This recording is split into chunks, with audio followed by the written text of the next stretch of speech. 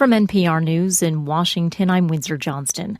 The Kenyan Red Cross says the death toll for yesterday's attack on an upscale shopping mall in Nairobi has risen to 68. The Somali militant group Al-Shabaab is claiming responsibility for the shooting spree and grenade attack on shoppers. NPR's Gregory Warner is at a makeshift triage center at the Westgate Mall where gunmen are continuing to hold an unknown number of hostages. He says the attack is retribution for the killing of Somali citizens by the Kenyan army. Kenya is an active partner in the war on terror in Somalia, and Al-Shabaab has long threatened an attack like this on soft targets, they call them, because like restaurants and schools and shopping malls, never been able to carry it out. Al-Shabaab is now saying, see, we told you, here it comes, and there are more coming. NPR's Gregory Warner in Nairobi. Officials say security forces have stormed the area where Al-Shabaab militants are believed to be holding dozens of hostages. Some 170 people were wounded in the attack, including 4 Americans. Kenya's president says there's been an overwhelming support from the global community.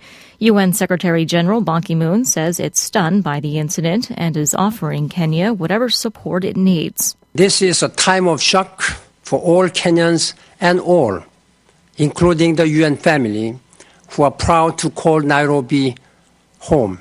I express my solidarity with them at this moment of grief and loss. President Obama has called Kenyan President Uhuru Kenyatta to express his condolences to the government and the people of Kenya. U.S. Senator Rand Paul says it appears the fight over ending Obamacare is almost over, and Republicans might have to accept a compromise to make it less objectionable to conservatives. Paul attended a Republican Party conference in Michigan this weekend. Michigan Public Radio's Rick Pluta reports. The Kentucky senator was one of several prospective presidential candidates to attend the event. Paul's position could put him at odds with other Republicans who are trying to use the threat of a government shutdown as leverage for eliminating funding for the health care law. Paul says it may be too late for that. I'm acknowledging that we can't probably defeat or get rid of Obamacare, but by starting with our position of not funding it, maybe we get to a position where we make it less bad. Paul says there's still time to negotiate a deal before the October 1st deadline for Congress and the president to agree to a budget continuation resolution. President Obama has said he'll veto any measure that eliminates funding for the health care law. For NPR News, I'm Rick Pluta on Mackinac Island, Michigan. Authorities in Pakistan say 78 people were killed when a pair of suicide bombers detonated their explosives outside a historical church after services today. More than 100 others were wounded. This is NPR. Cleanup efforts from the destructive flooding in Colorado are showing some progress. Transportation officials say crews have managed to reopen several state highways that were damaged in the northern part of the state this weekend. Harvard may already be one of the nation's wealthiest universities, but this weekend it's launching an unprecedented fundraising campaign. As NPR's Barbara Klein reports, Harvard wants to raise $6.5 billion by 2018. It's a record goal for institutions of higher education, and Harvard is on its way to meeting it. The university says it's already raised about $2.8 billion in gifts and pledges. Harvard plans to use the money to build up its campus in Allston, Massachusetts, across the river from Cambridge, and to expand its School of Engineering and Applied Sciences. Other priorities include increasing financial aid and strengthening the university's global presence. Harvard's president, Drew Faust, says the capital campaign is being launched at a time when higher education is being challenged to reinvent itself. Barbara Klein, NPR News. A computer problem is delaying the arrival of a private company's new cargo ship at the International Space Station. Orbital Sciences Corporation says its Cygnus capsule will not pull up at the space station as planned today. The Virginia-based company says 2 orbiting vessels established direct contact early Sunday, but the Cygnus rejected some data. Orbital Sciences says it's now working on a software repair, but it will be at least 2 more days until another approach is attempted. I'm Windsor Johnston, NPR News in Washington. Brothers Power Sports has been a locally owned family business in Bremerton since 1949. From new and pre-owned motorcycles, ATVs, scooters, boats, and watercraft to parts and service and apparel. Brothers Power Sports is committed to being your source for all your motorsports needs, and they're a proud sponsor of the Habitat for Humanity of Kitsap County. Brothers Power Sports, 5205 1st Street in Bremerton, and online at brotherspowersports.com. Stop in and feel the difference at Brothers Power Sports in Bremerton. Make a difference in your community and volunteer at Kitsap Humane Society. We have opportunities for everyone and need help in all areas of the shelter. You can clean, feed, and help socialize animals, or answer phones, greet customers, and help run special events and fundraisers. KHS volunteers also lead programs including our foster program, canine training, and animal-assisted therapy.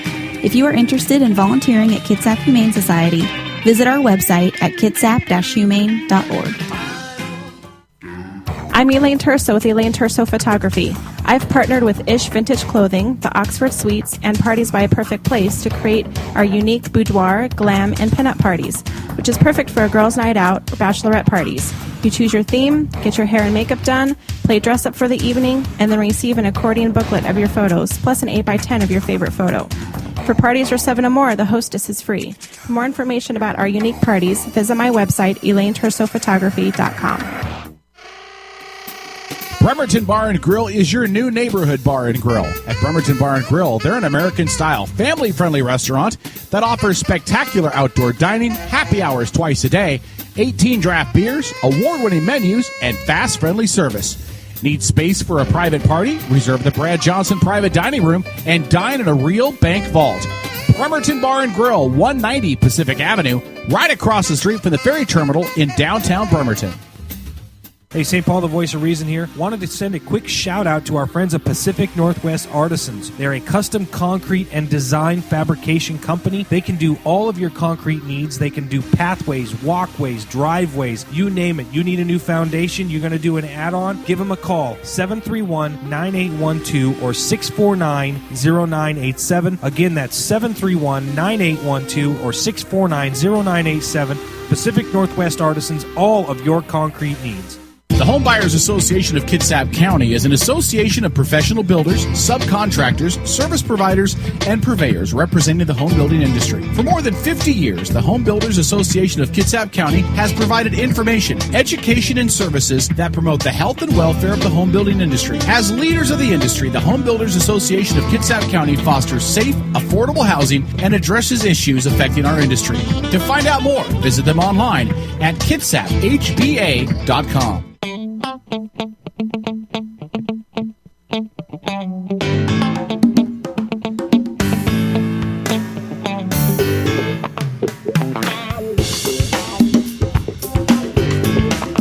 And welcome to another edition of The Raw Nerve featuring your host, Susan C. You can give us a call at 253-617-1774 or go to edgemediasource.com and check the show out live. Now on to your host, Susan C. And thank you, Dennis. Welcome, everybody. Welcome. Happy first day of autumn. It is the first day of autumn. Really? The leaves will be falling, turning pretty colors. They're blowing off the trees right now, so. I know. But you know what's amazing? What's really amazing is if you check the weather, and I do this, we were supposed to have this horrible, horrible storm blow into western Washington. Just high winds, like 50 mile an hour, tree limbs down, blah, blah, blah, the horrible rains and all this. For fall. Now, fall started officially at 1:44 this afternoon. That was, I don't know how they figure that. I didn't know they had it to a time. They have it to a time. Yes, I do. It started at 1:44 this afternoon. At 1:44 this afternoon, I kid you not, the rain stopped, the clouds parted, the blue skies came through, and the sun shone. And we're at my house, we're like, whoa, it's a sign from God. I don't know. It's weird. It's just really weird. Welcome, everybody. Hope you had a great week. This is The Raw Nerve right here on Edge Media Source. I'm Susan C., and on the other side of the glass is my ever-faithful bud in crime, Bad Boy Dennis D. How you doing, hon? Oh, doing lovely, lovely. Now, you had fun. You had fun at the D-Derby. I did. Season finale. I you guys know how to go out with a bang. Yes, we broke the fairgrounds. They did do. I saw accidents like I've never seen before. Not in person, anyway, where I was worried about people's safety. Wow. No, was it the drivers or the actual audience? It was a driver went through Worried the for wall both. and through a fence. Worried for both at one point. Yeah. Wow. Yeah. And nobody got hurt. Thank goodness. And had a great championship night. Had some women win some stuff. Matter of fact, we did an all-female demolition derby for a special event. And y'all know Dennis is always so surprised when women win something. Yeah. Neanderthal. Yeah. Well, no, I gotta say, I didn't know there was that many women drivers in that sport. There's not. So- It was all like guys' wives and stuff like that. Oh, okay. But they went for it. It just took them a little while. They spent all year, the whole season, watching their boyfriends and watching their husbands drive around, having fun. And at the end, the last show that they had, the last meet, they're like, we want to play too. I think that's cool. They let them. Yeah, that's pretty Well, neat. you said they're trying to beat the crap out of the cars at this point, right? I mean, they're trying Yeah, to. as a matter of fact, the guy that went through the wall had said earlier in the night that he intended on trashing his car. He doesn't realize it was going to be his first race out and lost his steering going around a corner, and he thought if he punched the gas a little bit, it would, spin the car a little bit. On Drift? No. Instead, it went straight. Yeah, well, he might wanted to crash his car up, but I don't think he intended to crash up the arena there. Yeah, the broken signs. It went into where the grandstands are. It was yeah. Good Lord. Oh, you guys and your toys, I swear. It's sports. It's sports. How many times have I said, it's sports? Who gives a damn? Although, I'm going to break that here in a minute. Now, just to let you know, joining me, you might have noticed, is Bill Tyler. How you doing? Yes, good. Now, Excellent. Now, Bill Special is... effects, I still couldn't get rid of them. Oh, God. Thanks, Dean. Bill's been in radio, a while back. We're doing some radio, and been friends here, and thought we'd give this a try and see how it works out. See what you think. Sure. Have some fun. Why not? Why not? It's my show. I can do whatever I want. So there. Yeah. Oh my God! Here comes the princess It's, crap again. I keep telling you, it's not a princess. I am not a princess. I am a goddess. Where's her Oh, tiara? excuse me. I am a goddess. Get it right. Oh God, she needs a toga then. Yeah. You don't want to see me in a toga. Trust me on this. No. Well, I'll tell you what. There's been a lot. It's really funny. The last few weeks, I've been doing show prep and stuff at home and telling my husband, it's really slow news. There's not a lot of news. Because I like news that is kind of on the offbeat side, a little unusual, a little odd. And that's my forte. That's what I enjoy. And, I happen to have a show, so I'm going to talk about that. And this last week has been a landslide. I mean, we've just really hit the mother load. It's been odd. It's been an odd week. Now, one of the things that really cracked me up, and it's true, I have for years, even on my old radio show, I used to joke about, it's sports, who gives a damn? I'm not a big sports fan, okay? Never have been, never will be. I appreciate the effort that it goes into to be a professional athlete. I do. Believe it or not, I was on my high school gymnastics team and the swim team, so I know something about it. But that was a few pounds ago and many, many years ago. But there we go. But I got to tell you, there are just sometimes that people cross the line. I may not care that much about sports, but I care about sportsmanship. That's the whole, I think, as far as I'm concerned, the whole point of having sports is not to make $1 billion, which is what athletes nowadays want to make. It's not, to be, I'm this fabulous person. I'm going to fly to North Korea, where I have no damn business being. Okay. And nominate myself for a Nobel Prize for it. No, there's nothing to do with that. It has to do with sportsmanship. And as far as I'm concerned, that starts the little guys. I don't care if it's Pop Warner ball, Pee-wees, it starts then. But I got to tell you, some people never outgrow the unsportsmanship part. Now, I saw this, I read it, and I'm like, are you flipping kidding me? Yeah. 49ers. Now, you remember, we just beat the 49ers. We creamed the 49ers. The 40-winers. We spanked their butts and sent them home to their mommies. And apparently they're still crying about it. One of the 49ers fans, of which they do have a lot, I'll give them that. They have a lot of fans, a huge fan base. Very sad people. But one of them actually wrote a letter to the editor of the San Francisco Times. This is the letter he wrote. It's titled Unsportsmanlike Conduct in Seattle. Calling us unsportsmanlike. Okay. Was anyone else appalled by the unsportsmanlike conduct of the Seattle Seahawks and their fans juiced on noise, which surely creates as big an advantage over an opponent as any performance-enhancing drug? Really? That's what the man said. The Over an person's opponent. allowed to type. I know. The man has a computer and online and everything. But creates as big an advantage over an opponent as any performance-enhancing drug, in which, to their shame, NFL officials turned the same blind eye they have to concussions and drugs. It would be simple to fix. Seahawks players and managers would simply ask their fans to cease and desist, and the NFL would implement a new rule. The visiting team may stop the game when fan noise is greater than a specified decibel level. And this should be the rule violated. And should this rule be violated in more than 3 games, no home games will be played at the offending field for the rest of the season, including playoff games. Things would quiet down. At a time when the world seems sour, sports gives us a place of joy, community, and hope. And to have it spoiled is a bigger loss than it seems on the surface. Signed, Judy Spielman, Rich Schiller, and Point Reyes Station. They put their name in the paper, so I'll put their name out. I'll put their name out there. Dumbass! Yeah, I know you got something to say. Oh my Lord! That's stupid. It's called a spectator sport, you idiot. My question, and you know, the Guinness Book of World Records just held an event to see if our Seahawks fans could actually break the world record for noise level. Right. Which they did. Yes, they did. Handily, I might add. They certainly did. Now, my question, among many that pops into my pea brain here,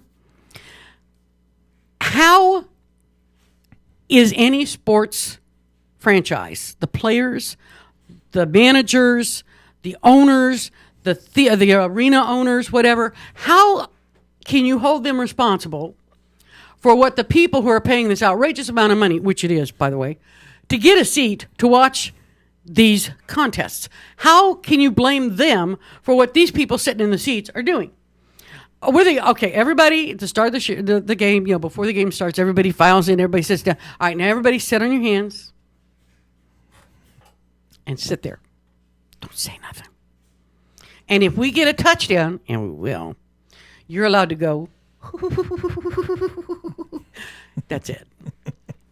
Seriously? Well, okay. Every sport has its expectations of the crowd and that's watching it. Golf, you don't have a bunch of rowdy people. You're not allowed to be rowdy there. Bowling, kind of the same way, even though I don't get that. Bowling alleys are loud anyway.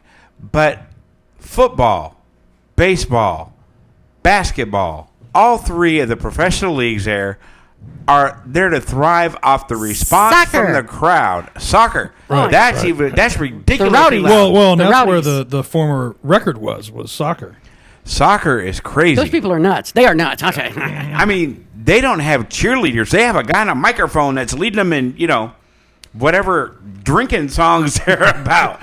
And ole, ole, all that crap. And I mean, it's loud. Every time they kick with the right foot, take a drink. And okay, if your team can't hear over the noise levels, that's why they've developed, some visual things you can see.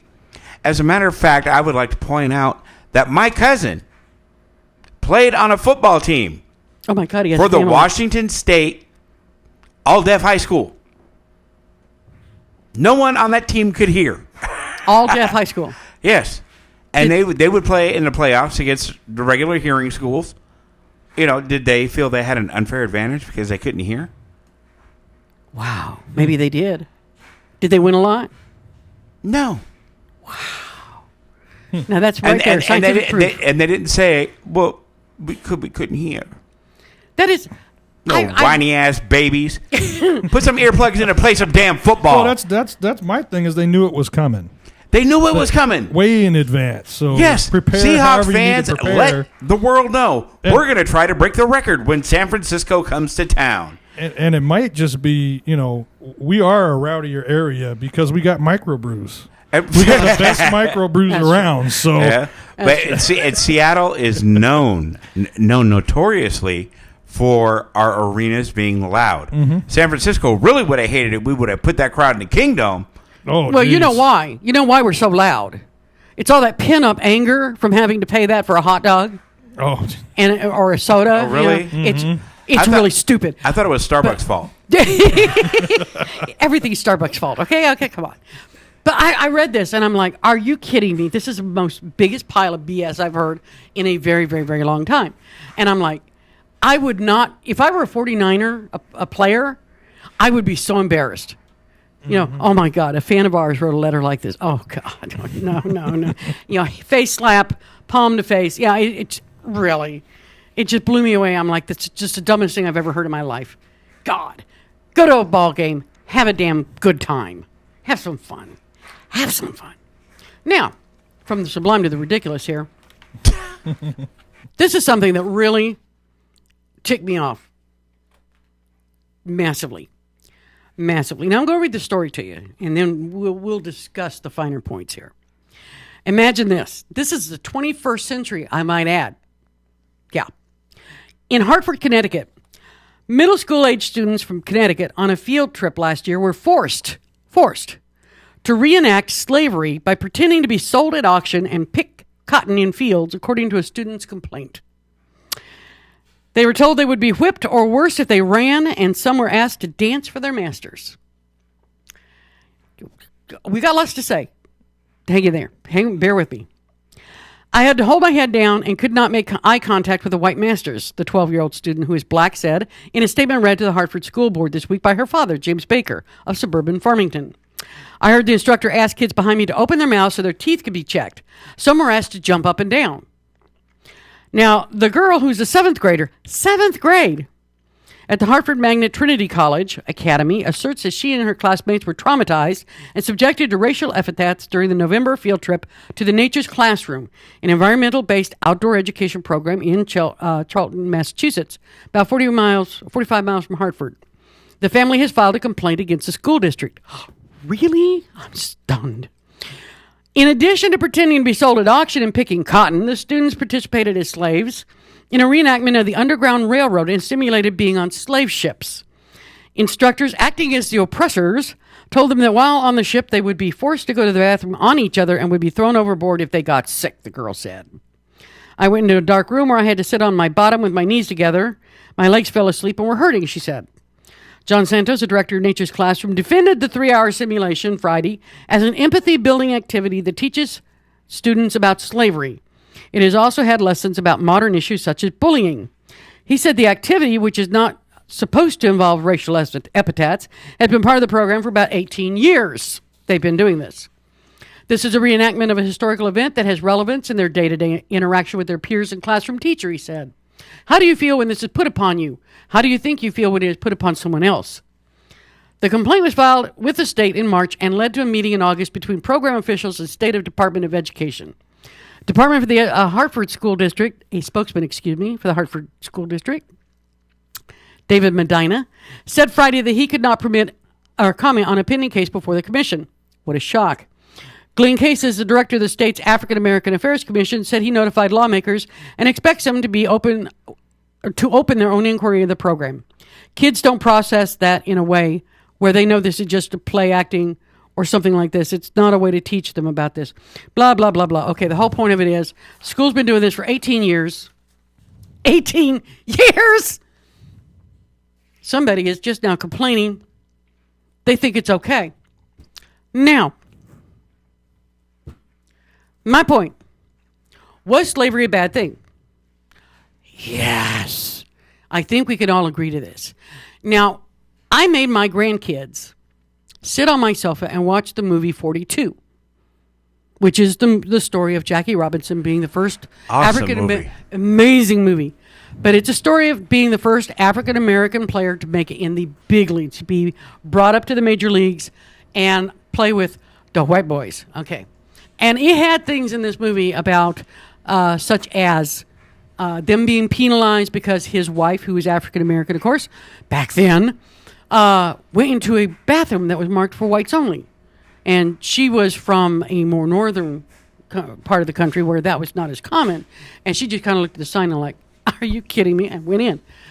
they were penalized for this. Now, my grandkids got mad because I made them watch this, and they're like, we know all about the way it was, segregation, and it was a terrible thing. We know all about it. I'm like, no, you don't. No, you don't. I said, you know what you've read in books or talked about in class. You haven't seen a whites-only cafeteria. You haven't seen a whites-only water fountain. You know, you have to see this stuff to really get it. Because otherwise it's just a story. It's a fairy tale. It's Jack and the Beanstalk. You know, Jack and the Beanstalk is a great story, but you let me walk out my backyard and there's a giant-ass beanstalk growing in my backyard. I'm going to be like, okay, I get it now. I get it. I really do. You got to see it. You want to teach kids something like this? Play Roots. Play the movie Roots. That is, I own it. The miniseries, I own that. It is hands down one of the, I haven't shown it for my grandkids yet because it's a little strong. But I'm thinking if they think this is okay, show them the damn movie. Okay. This made me so angry because this is like saying, okay, we're going to simulate rape on you, on the women here, the girls, so that you understand that this is a bad thing. And the boys will understand this is a bad thing to do to another person. Is this a school for mentally challenged children? Doesn't sound like it. I don't know with that. The administrators, at least, a little off. I read that and I was livid. I was so mad. Well, I think if you do reenactment, it's to a certain extent. You know, you can, like my social studies teacher in 7th grade had us all stand up out of the chairs, and we were talking about slavery at the time, and I think it was 12 by 12 tile squares, whatever the dimensions are, and said, okay, stand there, and you have 4 tiles to yourself. That's how much space you have, which is part of what the person was talking about. So something like that. I mean, just to experience, okay, this is how cramped you would be on a ship, and this is all the space you have. And then he'd go on and explain, you know, the going to the bathroom part and all those things, and what would happen, the ship would tilt, and sickness, and so on and so forth. So we wouldn't experience everything, but it would be just the space constraints. So that's not anything really impeding on somebody's bubble or anything like that. That was in your classroom? Yes, yeah. Okay, now imagine if they had herded you together and took you out in the woods, which is basically what this is, and said, now run for your master. Yeah, I mean, like I said, to Dance a certain extent, that's where, you know. Go pick some cotton for your master. Yeah. No, I have real ingrained heartburn with this. I must be bizarre. I must be just really one of those fringe people out there. One of the, what do they call, libertards? That's what I've never heard that. Yeah, in other words, calling liberals retarded. Which, by the way, I'm not a total liberal, but in this, apparently I am. But I read that, and I'm like, they've got to be kidding me. Because this is an 8th grade little girl, 7th and 8th grade children. Those are little girls, little kids, you know, little boys, little girls. And that's college, maybe. As an anthropological exercise or something, I could kind of see it. See it. College-age kids, they're old enough to really have a grasp of, you know, the reasoning behind it and blah, blah, blah. This, no. It ticked me off. Can you tell? It really, really ticked me off. Yes, it did. But that's the whole point of the raw nerve. We talk about things that are on my last nerve, and that one is really dangling there dangerously at the moment. Really. 18 years they've done this, and somebody is just now complaining. Yeah, that's kind of odd. I would think it would happen sooner, but I guess it depends on who's living in that area, I guess. Who the parents are, the kids, I guess. Oh, jeez, Marie. Stupid. Now, before I forget, I want to, as a sort of a PSA, if you will, there is a benefit fundraiser this Saturday, November the 2nd, or excuse me, not this Saturday. Saturday, November the 2nd at the Garage, which used to be the Blue Moon. Yes, originally. And they're on Kitsap Way. And then I think Romeo's was Romeo's. That. It's right next door to Ralph's Red Apple. They're on Kitsap Way. But it's really cool. They're going to have an auction from 5 to 8, and it's to benefit a woman named Angie Reyes, who has cancer and is going through a really hard time. And it's going to be auction from 5 to 8. They'll have a dinner at 6, $15 per plate. It's not bad at all.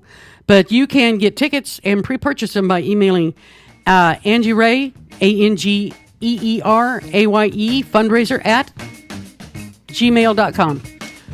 I'll cover that again before we close. Okay. But I want to let you know this is something good to back up and be there to help people out. We'll be back right after this. You don't never need help from nobody else. All you got to do now. Brothers Power Sports has been a locally owned family business in Bremerton since 1949. From new and pre-owned motorcycles, ATVs, scooters, boats, and watercraft, to parts and service and apparel. Brothers Power Sports is committed to being your source for all your motorsports needs, and they're a proud sponsor of the Habitat for Humanity of Kitsap County. Brothers Power Sports, 5205 First Street in Bremerton, and online at brotherspowersports.com. Stop in and feel the difference at Brothers Power Sports in Bremerton. Hey, it's Kevin with the Outlaw Radio Network. When it came time for the guys with Outlaw Radio to get our tuxes for the Habitat for Humanity of Kitsap County's Raise the Roof event, we honestly had no idea where to get them. Then we found Judy at Judy's Sewing in East Bremerton. As evidenced by the name, Judy's Sewing does tailoring, alterations, and repair. She also does tuxedo rentals starting at $69, bridal party dresses for $69, and bride's dresses starting at only $189. Plus, we also learned that at Judy's Sewing, not only does she offer military members prices that are lower than they're going to find at the Navy Exchange, she also prioritizes their orders. That means if you're in the military, your needs move right to the front of the line. It's a special touch of service you can only get from a locally based business like Judy's Sewing. Judy's Sewing at the corner of Fairgrounds Road in Central Valley in East Bremerton, right near Handy Andy's, or call Judy at 360-662-1212. 662-1212. Judy's Sewing, a local business that's proud to support her community. Located 3520 Kitsap Way in Bremerton, Arnold's Home Furnishing has been serving the Kitsap County community since 1951. For nearly 60 years, Arnold's has been here taking care of its customers with excellent customer service and quality merchandise you'll find nowhere else. And visit arnoldshomefurnishing.com to view all the merchandise available and see their current promotions. Arnold's Home Furnishing, to fit every lifestyle and budget.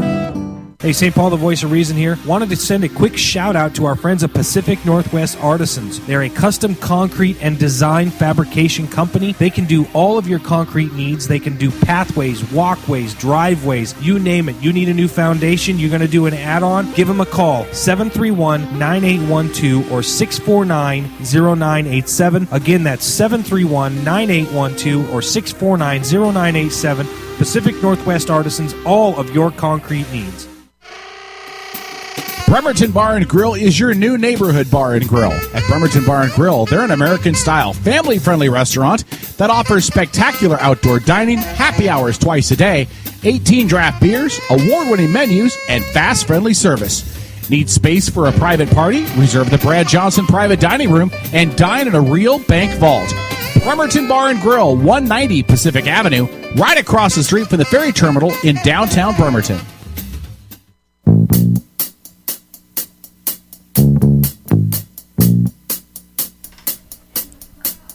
And welcome back to the Raw Nerve, only on EdgeMediaSource.com. You can give us a call at 253-617-1774, or you can get a hold of us on Skype. And now back to your, I guess, two hosts, Susan C. and Bill Tyler. Take it away. Thanks, Dennis. Sure. Anytime. How y'all doing? Welcome back. This is the Raw Nerve, and I am joined today by friend of the show, Bill Tyler. How you doing? Great. Great to have you in here. Appreciate the opportunity. Just kind of having fun bouncing stuff back and forth a little bit. Brought up an interesting point on the break there, during the break. And I remember I watched it on the news, but I didn't see it in writing. If I don't see it in writing, it's really hard for me to remember to go back and pull it up, which is why I don't have it. But what was it? It's like 2 days ago, I think. Like 2 days ago. Amazing story. Gal gets blitzed. Drunk off her butt, right? Plows her car into a building. Cops come. Because they're upset. She hit our building. They take the lady to jail. What do they find when they get to jail? Jail's full. They send her home.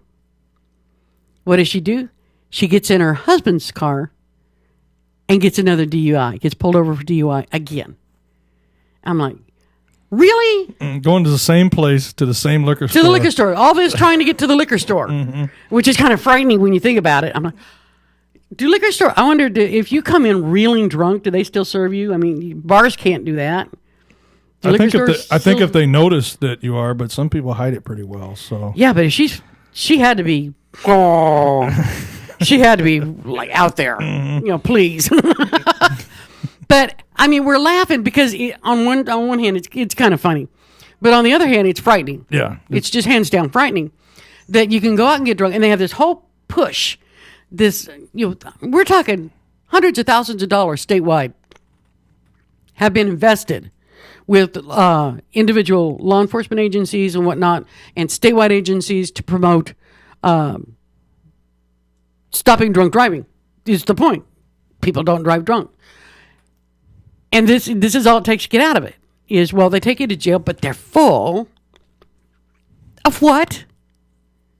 I wonder what they had. They could have swapped somebody out. This guy he had a little too much weed on him. We'll let him go and book her or something like that. This guy piddled in a alley or something. We'll let him go and book her. No, they let her go home. Yeah.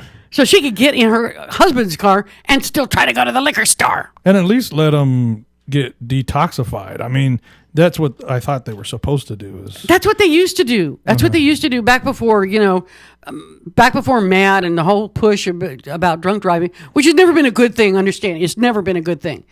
But in the old days, back when dinosaurs roamed, if you're caught drunk outside in public, it doesn't matter if you're driving or stumbling down the street or whatever, the cops would pick you up, they would take you to jail, and they put you in what they call the drunk tank. And basically you were in there to dry out. We'll talk to you when you sober up. Clink. Yeah, like Otis and Mayberry. Yeah. Yeah, I mean, Otis used to check himself in, and he'd go in, lay down, sleep it off, then get up, unlock the door, and go back out. Yeah. I mean, that's a little bizarre out there, a little out there.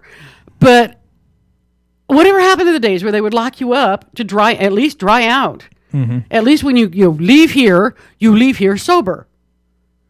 What a thought. Yeah, yeah. And she did this within like 2 hours. Yeah. He's like, boom, back to back. Yeah. Can you imagine when she goes before the judge, what that's going to, I would love to be in that courtroom. I would really love to be in that courtroom. You did what? And ironically, I was telling Bill on the break, we were talking about it. And I said, I've known people who have gotten a DUI for being slightly above the legal limit. And they got the book thrown out. I mean, they did the 24 hours in jail. They did the, have to have the interlock device. You have to blow on it to get your car to start. Although, I knew somebody that had that interlock, right? When he was drunk, he'd have his friends blow in it for him. Yeah, I always brought that up. I thought, well, yeah, you could just get someone else. How are they going to know it's you? Yeah. Well, apparently, you drive for so long and you have to blow in it again or the car will stop or something like that. Oh, so whoever's with you whoever's blowing into it, you have to take them with you so that you can blow in, they can blow it in again. But it's a weird setup, I'll tell you that. But I'm like, what a bizarre thing that there's this huge push. All this money has been spent to fight exactly this sort of thing. She plowed into a building. She could have killed somebody so easy. And then turn around and do it again less than 2 hours later. The message isn't getting through. No, that's pretty sad. It's funny, but it's sad. It really is. I'll tell you, it is. Now, this is something I saw, because you always hear these stories, and everyone's always horrified about the story when it comes out in the news or something like that. But you rarely hear about the end result, what ends up happening.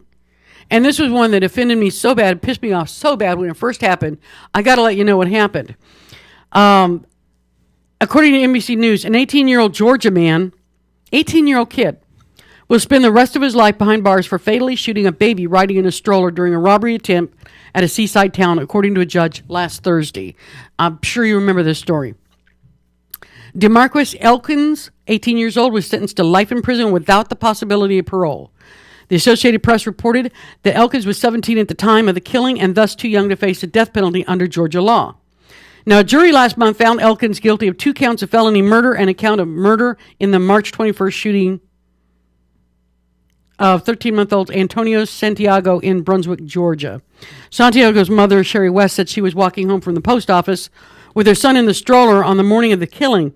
Elkins produced a gun, demanded her purse, then fired a warning shot before shooting West in the leg and the baby between the eyes after she said she had no money.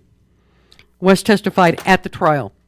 Now, prosecutors said that during the trial that Elkins also had an accomplice, 15-year-old Dominique Lang, who is charged as an adult with murder and will be tried later despite testifying against his friend at the trial. Now, extensive national and local publicity about the brazen killing in the port city of Brunswick, Georgia, led the trial to being moved to an Atlanta suburb of Marietta. The sentencing, however, was held back in Brunswick. Elkins' mother, Karamaya Elkins, was convicted of evidence tampering in the case, and Elkins' sister was charged with the same offense. Prosecutors said, they led the police to a pond where the .22 caliber handgun was used in the shooting was found. The defense argued unsuccessfully that the investigation was flawed and that police refused to consider other suspects. I'm sorry. Normally I would feel bad. 17. I feel bad for the waste. A 17-year-old man, just a kid, and a 15-year-old. And they're facing life in prison without the possibility of parole. Their own damn fault, hands down. But I do feel sad about that. But I got to tell you, I'm pretty sure, they can appeal it and whatnot. But I'm pretty sure that mother who watched them shoot her baby in his stroller between the eyes over a purse, for the love of God, I'm sure when she testified, she knew exactly who did it.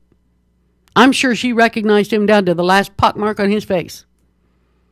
I don't doubt it for a second. I hope not.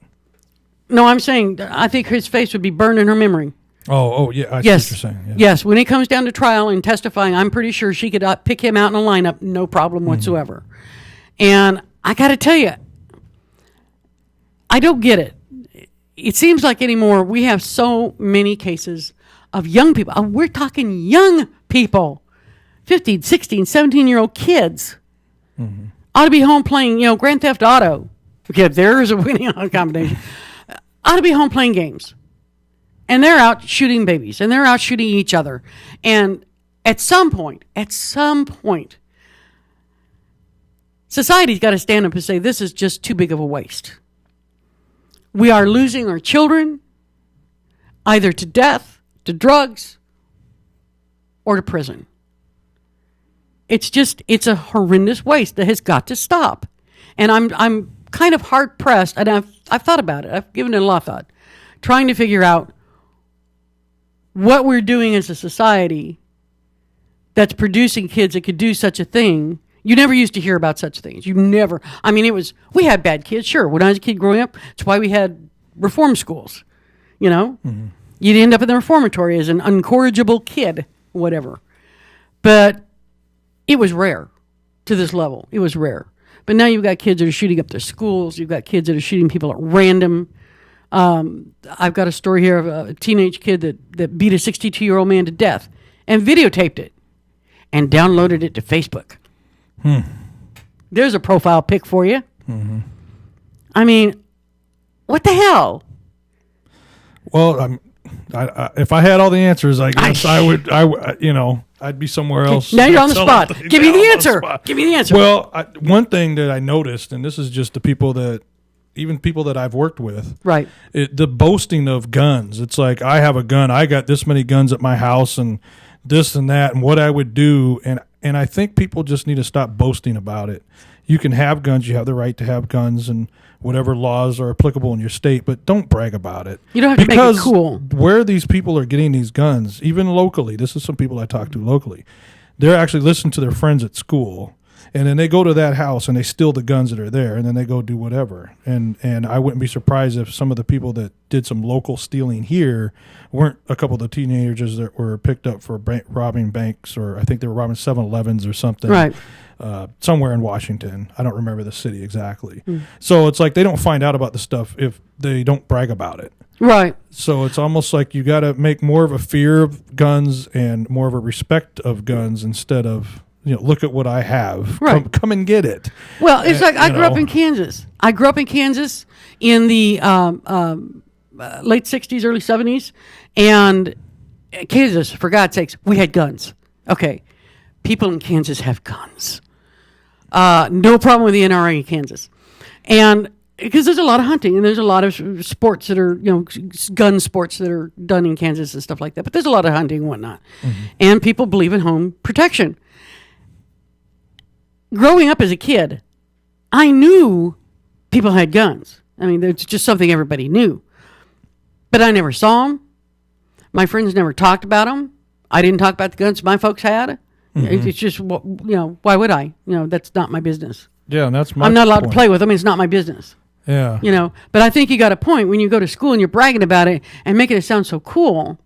And it's almost like a crime of opportunity. Well, Bill over here has got this nifty Glock that if I break it in his house and steal his Glock and I go knock over a 7-Eleven and I throw the gun away, they're going to go after him. Mm-hmm. And kids, it's not that easy. That's really a simplistic way of looking at it, but that's the way kids look at it, And we've got a society today, and I know I'm off on a tangent, but it's just really wearing on me at this point that we have so many kids out there. We got kids killing kids killing old people, kids killing for opportunity, just opportunistic, well, there's a baby in a stroller and she won't give me her purse. Bang, that'll show you, won't it? Mm. Really? And now you get to spend the rest of your life with no possibility of parole in prison. Wow, what did that purse represent to you? Mm. That you could buy Grand Theft Auto 5? That was worth it. Yeah. Just a point I'm making. It's really getting to the point that it's driving me crazy. It really is. Speaking of driving me crazy, I got another good one. This has been a bumper crop this week, I tell you. I read this, and this is one of those, I actually had to go back and read it again because I'm like, I could not have read that right. But no, I did. I did. I'm waiting. Anticipation. Yeah. Okay, it was 2:30 a.m. Saturday morning when Sarah McCartney heard a banging on her front door. The young mother, alone with her 1-year-old son, rushed to the door thinking that something might have happened to her husband. But the man standing there wasn't her husband, but a young black man. Now, McCartney quickly shut the door and dialed 911 to report an attempted robbery. I need help. There's a guy breaking into my front door. He's trying to kick it down, McCartney said, is heard pleading through tears on a recording of a 911 call released by WCNC.com, an NBC affiliate in Charlotte, North Carolina last Tuesday. She told the dispatcher that her husband works nights and he has guns at home, but she couldn't find any. Oh my God, McCartney says over and over. He's in the front yard yelling. I need help, she said, crying. When McCartney saw the police outside her home, she's heard on the 911 tape saying, oh, please let them get him. They did. Jonathan Farrell, 24 years old, was killed by police in a bizarre series of events. It began with a car crash along a rural stretch of road near McCartney's home and ended not long after he dragged himself from the wreckage and found himself on her doorstep seeking help. Charlotte Mecklenburg police say that 3 officers responding to McCartney's 911 call, arrived at her home and found Farrell nearby. When Farrell saw the officers, he advanced or ran towards them, police say, and one of the officers shot him with a taser. Now, when that didn't stop him, Officer Randall Carrick pulled out his gun and fired 12 shots at Farrell, hitting him with 10 of them. Police say that Farrell was unarmed at the time of the shooting and was no robber at all, just someone looking for help at the first house he saw. Carrick, 27, has been charged with voluntary manslaughter and was arraigned on Tuesday. Now, Carrick was a police officer. He was arraigned Tuesday, and Carrick's defense attorney said he was an innocent man. His actions were justified on the night in question, according to defense attorney Michael Green, according to the Associated Press. A probable cause hearing was set for October 7th. Police say what caused the crash was not immediately clear, and pending toxicology... It's a good thing I don't talk for a living, isn't it? Pending toxicology results, there's no indication that alcohol or drugs were involved. The 2 other responding officers, Thornell Little and Adam Neal, have been placed on paid administrative leave. Now, the shooting comes just months after a national conversation on racial profiling, stereotypes in the criminal justice system was sparked by the trial of George Zimmerman in the shooting death of Trayvon Martin. Now, his acquittal ignited anger across the country, particularly among people who say minorities and black men in particular are targeted with little provocation other than the color of their skin. Now, picture this. It's the middle of the night. You lose control of your car. You have an accident. It could happen to you, could happen to me, could happen to you, could happen to anybody. Happens all the time. You're hurt, but you ain't dead yet. You pull it together, you drag yourself out of the car, and you go looking for help. Oh, how exciting and just uplifting it must be to see that light on in the window. So you go and knock on the door. Please help me. She heard yelling when he was out in the front yard yelling. She couldn't hear what he was saying, but she just assumed because he was a young black man knocking on her door that she was in some sort of peril. Why? This man's dead. They shot him 10 times. For the love of God and the angels above, they shot him 10 times. No joke intended, but can we say overkill? And I got to tell you, I've said here lately, there have been a lot of cases, you might have seen it in the news, where police kill the family dog. Mm-hmm. It's happened remarkably many times, just unbelievably. And I've said over and over and over, we need to start hiring police officers that aren't scared of dogs. Okay. Mm-hmm. Can we also start hiring police officers who aren't afraid of young black men? Please? Just throwing that out there. You know, just if we could just do that, it'd be great. You know. I agree. Yeah, that'd be nice. Could you imagine? My problem, I guess, I have way too much empathy. I can really put myself in his shoes. I've been in car accidents before. And I know what it's like when you get out and it dawns on you, I am not dead. Mm-hmm. That's a really awesome feeling. I'm really not dead. But then what else are you going to do? You don't have your cell phone with you or whatever. Or maybe you're injured and you're not thinking clearly because you've just been in a car accident. You're a little jumbled up. It's a little messed up, yeah. But you go looking for help, and this is what you get. And I just think there's something severe. And I tell you, I was really glad to hear that they are actually charging the police officer. Because if there is ever a case of overreaction, mm-hmm. this has got to be it. The man was not armed. Yeah, and that's what gets me a lot of these cases. A lot of them, the person isn't armed.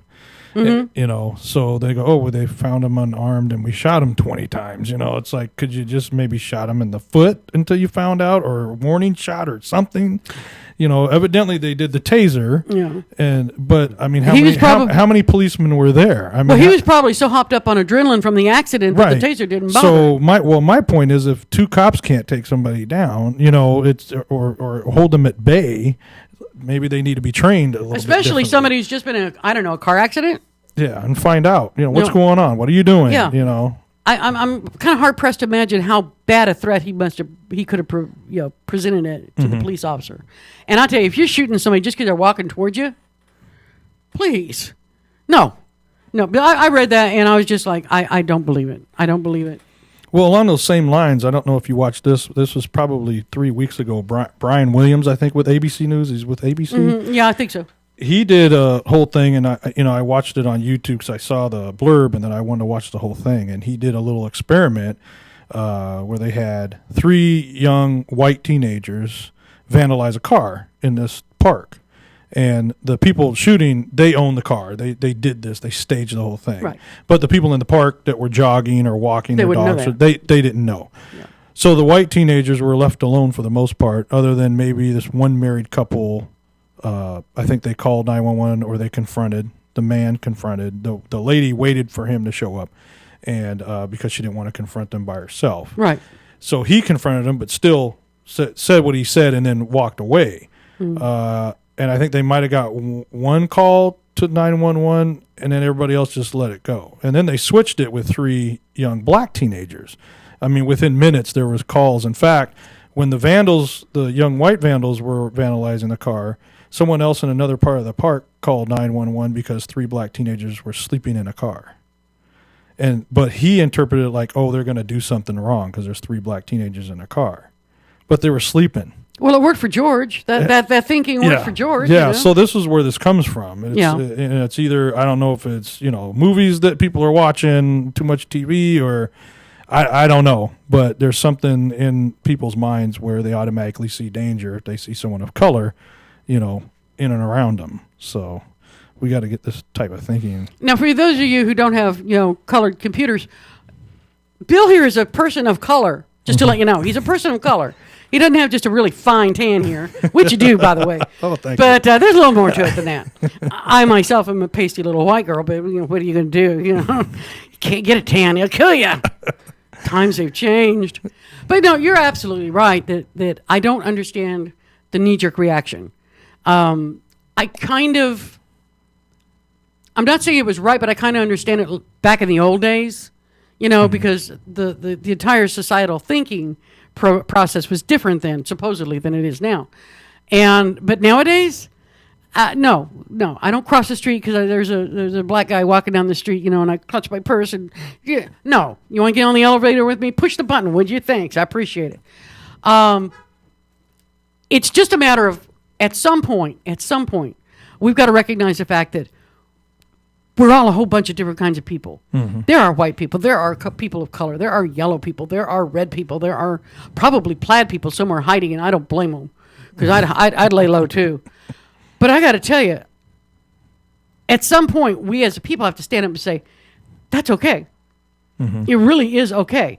Now, I do think that if we didn't have stories like the last one I was talking about that are so out there, just totally egregiously in your face of shooting a baby in a stroller. If we didn't have things like that,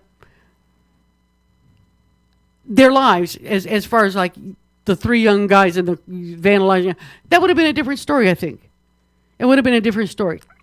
So somehow we have to stop this kind of behavior somehow and get through to these kids that this is not okay. This is it's not just them. It's a whole society of people that they're affecting. And I know when you're 17, 16, you don't care, but I don't know. I don't know what the answer is. If I did, I'd nominate myself for a Nobel Peace Prize. If Dennis Rodman can do it, I can do. I don't know what the answer is, but I'm just saying we really need to do something. Now, I'll tell you what, we're up against the news break here at the top of the hour. Somebody's asleep at the switch out there. But I love to dig him when I can. But we're just when you thought I wasn't paying attention. Huh? I know. You get me every time. But we're going to take a break here at the top of the hour. We're going to have the news break like we do. And when we come back, Bill and I will be back, and we'll have the second hour of the Raw Nerve and see what else we can't find to just get ticked off about. That's half the fun of doing this. It's such a great way to vent righteous indignation. And that's the only kind of indignation that ever works is righteous. If you're not righteous with your indignation, you're an idiot. Okay, you just sound stupid. I'm just saying. Not to point any fingers, Chambers. Those are really big words, though. I'm sorry. Can you spell that, Dennis? I'm getting Dennis a dictionary for Christmas. Oh, great! I gotta look stuff up. Yeah, well, I'm going to expect you to read it, and I'll test it. What I really despised at school. What? Was teachers? You ask them how to spell something, they tell you, "Well, look it up." I'm going to look it up if I don't know how to spell it. Oh, no. I was raised by my grandparents. I remember that. I was raised by my grandparents in Kansas. And that was it. Mom, how do you spell? Look it up. Always. I remember encyclopedia salesman came door to door. Mm-hmm. And they told my brother and I, if you can spell it, we'll buy it. The word encyclopedia. And we couldn't either one spell it. And they're like, sold, we'll take it. Because we couldn't spell it. Wow. There you go. We'll be back right after this on The Raw Nerve. I'll see you in a few.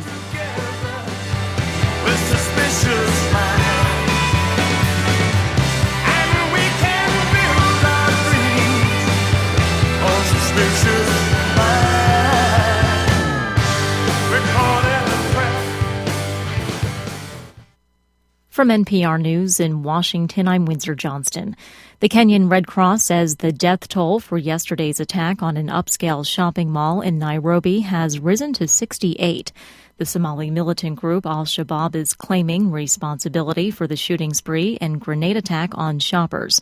NPR's Gregory Warner is at a makeshift triage center at the Westgate Mall where gunmen are continuing to hold an unknown number of hostages. He says the attack is retribution for the killing of Somali citizens by the Kenyan army. Kenya is an active partner in the war on terror in Somalia, and al-Shabaab has long threatened an attack like this on soft targets, they call them, because like restaurants and schools and shopping malls, never been able to carry it out. Al-Shabaab is now saying, see, we told you, here it comes, and there are more coming. NPR's Gregory Warner in Nairobi. Officials say security forces have stormed the area where al-Shabaab militants are believed to be holding dozens of hostages. Some 170 people were wounded in the attack, including 4 Americans. Kenya's president says there's been an overwhelming support from the global community.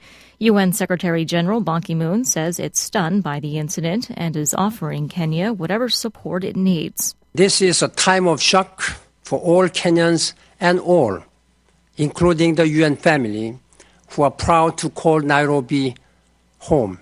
I express my solidarity with them at this moment of grief and loss. President Obama has called Kenyan President Uhuru Kenyatta to express his condolences to the government and the people of Kenya. U.S. Senator Rand Paul says it appears the fight over ending Obamacare is almost over and Republicans might have to accept a compromise to make it less objectionable to conservatives. Paul attended a Republican Party conference in Michigan this weekend. Michigan Public Radio's Rick Pluta reports. The Kentucky senator was one of several prospective presidential candidates to attend the event. Paul's position could put him at odds with other Republicans who are trying to use the threat of a government shutdown as leverage for eliminating funding for the health care law. Paul says it may be too late for that. I'm acknowledging that we can't probably defeat or get rid of Obamacare, but by starting with our position of not funding it, maybe we get to a position where we make it less bad. Paul says there's still time to negotiate a deal before the October 1st deadline for Congress and the president to agree to a budget continuation resolution. President Obama has said he'll veto any measure that eliminates funding for the health care law. For NPR News, I'm Rick Pluta on Mackinac Island, Michigan. Authorities in Pakistan say 78 people were killed when a pair of suicide bombers detonated their explosives outside a historical church after services today. More than 100 others were wounded. This is NPR. Cleanup efforts from the destructive flooding in Colorado are showing some progress. Transportation officials say crews have managed to reopen several state highways that were damaged in the northern part of the state this weekend. Harvard may already be one of the nation's wealthiest universities, but this weekend it's launching an unprecedented fundraising campaign. As NPR's Barbara Klein reports, Harvard wants to raise $6.5 billion by 2018. It's a record goal for institutions of higher education, and Harvard is on its way to meeting it. The university says it's already raised about $2.8 billion in gifts and pledges. Harvard plans to use the money to build up its campus in Allston, Massachusetts, across the river from Cambridge, and to expand its School of Engineering and Applied Sciences. Other priorities include increasing financial aid and strengthening the university's global presence. Harvard's president, Drew Faust, says the capital campaign is being launched at a time when higher education is being challenged to reinvent itself. Barbara Klein, NPR News. A computer problem is delaying the arrival of a private company's new cargo ship at the International Space Station. Orbital Sciences Corporation says its Cygnus capsule will not pull up at the space station as planned today. The Virginia-based company says 2 orbiting vessels established direct contact early Sunday, but the Cygnus rejected some data. Orbital Sciences says it's now working on a software repair, but it will be at least 2 more days until another approach is attempted. I'm Windsor Johnston, NPR News in Washington. Hey, it's Kevin with the Outlaw Radio Network. When it came time for the guys with Outlaw Radio to get our tuxes for the Habitat for Humanity of Kitsap County's Raise the Roof event, we honestly had no idea where to get them. Then we found Judy at Judy's Sewing in East Bremerton. As evidenced by the name, Judy's Sewing does tailoring, alterations, and repair. She also does tuxedo rentals starting at $69, bridal party dresses for $69, and bride's dresses starting at only $189. Plus, we also learned that at Judy's Sewing, not only does she offer military members prices that are lower than they're going to find at the Navy Exchange, she also prioritizes their orders. That means if you're in the military, your needs move right to the front of the line. It's a special touch of service you can only get from a locally based business like Judy's Sewing. Judy's Sewing at the corner of Fairgrounds Road in Central Valley in East Bremerton, right near Handy Andy's. Or call Judy at 360-662-1212. 662-1212. Judy's Sewing, a local business that's proud to support her community. Located 3520 Kitsap Way in Bremerton, Arnold's Home Furnishing has been serving the Kitsap County community since 1951. For nearly 60 years, Arnold's has been here taking care of its customers with excellent customer service and quality merchandise you'll find nowhere else. And visit arnoldshomefurnishing.com to view all the merchandise available and see their current promotions. Arnold's Home Furnishing, to fit every lifestyle and budget. Hey, St. Paul, the voice of reason here. Wanted to send a quick shout out to our friends at Pacific Northwest Artisans. They're a custom concrete and design fabrication company. They can do all of your concrete needs. They can do pathways, walkways, driveways, you name it. You need a new foundation, you're going to do an add-on, give them a call, 731-9812 or 649-0987. Again, that's 731-9812 or 649-0987. Pacific Northwest Artisans, all of your concrete needs. As Kitsap County's largest maintenance provider, Team Innovative in Paulsbo provides commercial and residential maintenance to hundreds of millions of dollars of local real estate. With services including parking lot maintenance and street cleaning to landscape and design, Team Innovative is committed to using a green approach and following a strong environmental conscience. Team Innovative Services, 697-6858, or visit them online at getinnovative.net. Team Innovative Services, get serious, get innovative.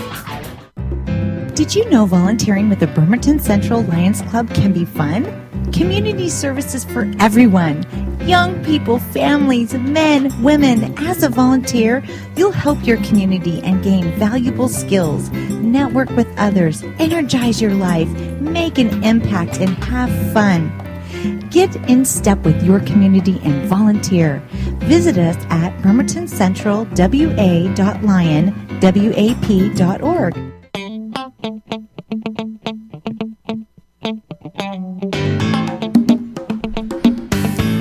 And welcome to hour number 2 of The Raw Nerve, only on edgemediasource.com. You can give us a call at 253-617-1774 or just log on in. Now back to your host, Susan C. Yeah, you're live. Go ahead. We can hear you. Thanks, Dennis. Sure. Hello, everybody. This is the problem with having somebody sitting in with me, that we get to talking. I like to talk. What can I tell you? Yes, you do. Yeah. I went to nursing school, and I got called in one time by my instructor, and she says, "You know, you're great at everything. I all my practicals and everything." She goes, "But God, do you ever shut up?" Where's the off button? No, I don't. Actually, I don't. I talk. I like to talk. I like to hear my own head rattle. I really do. Hiya. How y'all doing? Welcome back to the second hour of the Raw Nerve right here. I'm your host, Susan C. Joining me is a friend of the show, Bill Tyler. Tyler. You got it right. I had it right, and I screwed it up. Mm-hmm. See, That's I had all it right. Yeah. Bill Tyler, and we're having fun today. We're just kind of going over some of the stuff we're talking about here. And, of course, joining me on the other side of the glass is Bad Boy Dennis D. Yes. Hello. And I don't know if you heard or not, but I guess they broke the Thunderbird Stadium. They busted it. Yeah, they did. That's what the D-Derby does. Man, I bust up everything. But I guess a good time was had by all. A good time was had by all. It was great. Now, I want to let you know, Bill brought this to me for information to get out for you folks. There is on, mark your calendars, on Saturday, November the 2nd, there is a benefit dinner and auction that's going on for a woman named Angie Race. This woman has cancer, and she's going through a really tough patch, really tough. And it's going to be, like I say, Saturday, November the 2nd at the Garage, which is the bar and grill that is next to Red Apple grocery store, because it's like right by my house. It used to be the Blue Moon, and it was Romeo's for a while. It's been through a few incarnations, but now it's called the Garage. And that is, like I said, November 2nd. The auction is from 5 to 8, and dinner will be at 6. Tickets are $15 a plate. I mean, that's really reasonable. And tickets can be pre-purchased by emailing at Angie Ray, ANGEERAYE, ANGEERAYE, fundraiser at gmail.com. And it's a good thing to do. It's a good thing to do. And I think it was mentioned to me it was going to be like a choice of chicken or salmon, something like that. But you can go to the website and confirm that. But even if you don't want what's given at the dinner, they're going to have the auction for a lot of cool packages of clothing and different things from vendors. And they got what I hear is they got good food there. So if you don't want that, I mean, you can always purchase something else, I'm sure. So. Yeah. Now, I haven't eaten there, but I have heard they have really good food. Mm-hmm.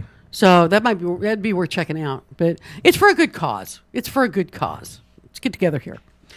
Now, I've been kind of on a trend here today because, I don't know, it's the stories that are out there of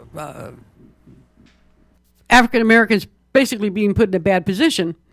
And I don't look for these stories. Trust me. That's what's out there. But this one just really gave me pause because, let's face it, if you got a job, you're working hard. You're doing what you're supposed to do. You're paying your taxes. You're being a productive person. You don't need this crap. You really don't. Tony Christina Jenkins, a server at Tennessee Red Lobster restaurant, we all know Red Lobster, received a racist slur in the tip section of a receipt from customers. Believe it or not. This is a 19-year-old nursing student, for the love of Pete. She posted a photo of the receipt to her Facebook page, but it has since been removed. Now, the receipt shows that none was written, the word none was written on the tip line, and that the N-word was written on the total line. Now, according to the Huffington Post, Jenkins' caption on Facebook read, "This is what I got as a tip last night. So happy to live in the proud southern states. God bless America, land of the free and home to the low-class racist of Tennessee." I don't really blame her. I really can't say I blame her. Now, she shared the story what happened with the Daily Mail, saying that they were extremely rude, but I introduced myself to them, and they didn't respond. When I came to take their order, they simply told me they wanted their food and to put everything in a to-go box, adding that when she returned to the table, the guests were gone and the credit card slip was on the table. While most of the comments are supportive, there are some on Facebook and Reddit users who question the receipt's validity. Okay. Now, since posting the insult, Jenkins has been placed on paid leave by the restaurant until they decide what to do. Now, I saw this receipt. Okay. We all know there's stupid people in this world. We all know racism is alive and well, especially in a place like Tennessee. You get into Tennessee, Georgia, it's a given. It's a given. I'm sorry. It shouldn't be, but it is. We live in the real world. What gave me pause in this whole thing, there's stupid people go do crap like that. What really made me go, huh? Was the line when it said that Red Lobster has put her on paid leave until they decide what to do about it. Yeah. Why? I was just going to ask you that. What'd she do? I didn't hear that part of it in the story. Yeah. When I heard about it, and that's ridiculous. Yeah. She's been placed on paid leave by the restaurant while they decide what to do about it.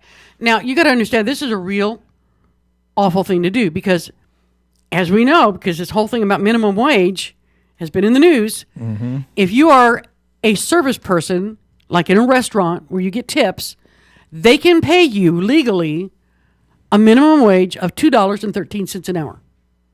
The idea being that you make up the balance on tips. Well, this 19-year-old nursing school is now at home on paid leave while they're paying her minimum wage, I'm sure. She's not making any tips.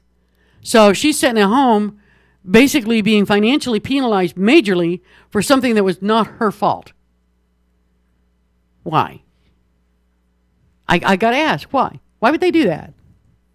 Yeah, I have no idea unless their position is they don't want to make the rest of the people that think the way the people that wrote that on the receipt upset. Oh, heavens, no. I mean, that's the only thing I can think Project of. our widow feelings. Heavens. Yeah. Well, they say it's not nice to make fun of, mentally deficient people. And obviously these are mentally deficient people. However, I got to tell you, this is, in the corporate world, I understand image is everything, and it really is. It really is. You have no idea. Image is everything. If you're going to take something like this in an event that is hurtful and shameful to this young lady, it just happens to happen in your restaurant, punishing her for it, which is basically what they're doing, is not helping your image any. Just saying. And did I mention it was a Red Lobster? Red Lobster? Mm-hmm. Red Lobster? Yeah. As we call them in my house, the Crimson Crustacean. We do. That's what we call it in my house. We're nerds. What can I tell you? And I actually liked the Red Lobster, but at this point I'm kind of rethinking my stand on that. Now, we were just talking about the fundraiser for this young lady who needs people to get behind her and help her out a little bit. But I got to tell you, there's a lot of people out there who need it besides her. Have you ever donated, like, to a food bank or something like that? Mm-hmm. You ever donate clothes, like, to Goodwill, take in stuff to drop it off? Yeah. A lot of us do. I would like to make a suggestion. The next time you donate to a food bank, the next time you donate a coat to a coat drive for children, the next time you drop off clothing to a Goodwill or whatnot, please donate some diapers. Diapers. Of all... Mm-hmm. They're expensive. They are expensive. They're ubiquitous. They're everywhere. People don't think about them. Mm-hmm. But I got to tell you, this MSN reported on this, and it really kind of opened my eyes. I hadn't thought of it to this degree. In Philadelphia, Imelda Rodriguez says that she waits as long as my kids can handle it before changing the diapers of her youngest children, ages 3 years and 2 months. Waits as long as she can to do it. For low-income parents like Rodriguez, a 34-year-old married homemaker in Warmington, Pennsylvania, it's sometimes easier to get food than diapers, which can cost as much as $100 for one child. That's a month, every month. I remember when my kids got potty training off the bottle, my husband and I wanted to have a party. We felt like we hit the lotto. Mm-hmm. I remember that. Now, the lack of diapers can have far-reaching implications beyond the rashes and urinary tract infections suffered by children not changed often enough. Parents living in poverty may reuse wet and soiled disposable diapers, causing uncomfortable children to fuss and cry. That in turn can incite child abuse because the kids don't stop crying. This is according to Joanne Goldblum, who is an executive director of the National Diaper Bank Network, which supplies diapers to community organizations. Excuse me. Now, most child care facilities won't allow parents to drop off children without an accompanying supply of disposable diapers, which I know this is true because my daughter has children in daycare, and she has to take diapers periodically into the daycare. Mm-hmm. So I know that's true everywhere. Now, that alone could preclude mothers from working or going to school because they have to come up with these diapers, compelling families to remain mired in poverty. This is according to Michael Smith, executive director of Cradles to Crayons, in a program that provides essential items to children in need. Recent research shows that a lack of diapers causes mothers to become depressed. Duh. Mm-hmm. Duh. There are certain basic requirements that your child needs. If you cannot provide those basic requirements, it's very depressing. It's a horrible feeling. You feel like a horrible failure. It's not like getting your kids, the latest Reeboks or iPad. We're talking basic necessities here. Right. Now, we don't talk about diapers enough in this country, according to Megan Smith, a psychiatric epidemiologist in the Yale School of Medicine. She also co-authored with Goldblum, their authors of the only peer-reviewed study on so-called diaper need. But diapers are crucial in getting poor families to work. Think about it. It's also interrelated, but it's things you never think about. So many people never think about them. Now, in the Philadelphia area, the need is palpable, and this is all over the country. It's not just Philadelphia. That just happens to be where the story's about. According to Pat Kennedy, president and founder of the Greater Philadelphia Diaper Bank, headquartered in Richboro, it's one of the 150 in the United States of diaper banks. We distribute 10,000 to 20,000 diapers a month, but it's not enough. We have a waiting list of agencies that we give diapers to. Diaper banks typically get diapers by holding drives, buying diapers with donated money, or receiving diapers from manufacturers and retailers. Now, diapers are expensive. An infant may need up to 12 diapers a day or 84 diapers a week. Now, this is according to the director of programs of the National Diaper Bank Network. Store brands go for about $9 a box for a box of 50 of them, while name brand diapers can cost around $12.50 for a box of 40, meaning changes can run anywhere from $56 to more than $100 a month. Some say low-income people should try cloth diapers used in 5 to 10% of the U.S. homes. But such diapers are not practical for people in extreme poverty because such diapers must be clean and many poor people don't have washing machines. You'd be amazed the huge area of this country that just having a washer and dryer in your home is a luxury, an outright luxury. Now, public laundry facilities frequently prohibit customers from cleaning diapers. You cannot take dirty diapers into a public laundromat. Right. Very often. It's considered a biohazard. A biohazard, yeah. Now, well-off people in middle-class neighborhoods might consider diaper services for $80 to $120 a child, but they're not really an option for mothers in impoverished areas. Often, corner stores in poor neighborhoods will break open boxes and sell diapers to parents for $1 a piece. One local anti-poverty advocate who surreptitiously distributes diapers in her office and asked not to be identified, said she knows women who steal diapers or trade food stamp benefits for them. Many other families simply shove T-shirts into their children's pants and hope for the best. Mothers in Camden, New Jersey will use wrong-sized diapers and make them work somehow. Often pantries distribute diapers when they can get them. I'll tell you, I read this and it was heartbreaking. Now, 30% of mothers report running short of diapers, according to the pediatric study, and 8% say they stretch disposable diapers by cleaning them out and reusing them. Stretching is linked to rashes and infections. No big shock here. Mothers who report running short on diapers are stressed. Not being able to soothe the baby and provide a clean diaper, what does that do to a mom's self-esteem? Now, the reason I bring this up, because I got to thinking about it, you never hear about diapers. Mm-mm. Never. You hear, kids need shoes. Kids need coats. It's getting cold. Kids need clothes. Kids need school supplies. Kids needs. That goes with the creature. If you have children, they have needs. Oh, and I'll tell you, the first one of you, or every one of you, whose first thought when I was reading that was if they're too poor to afford diapers, they shouldn't be having kids. Please check your humanity at the door on your way out. That's not even realistic. That is not realistic. You should not be told that you cannot obey the most primitive of natural instincts in a human being, or any animal for that matter, simply because you're not wealthy, And I'll tell you, it got me to thinking.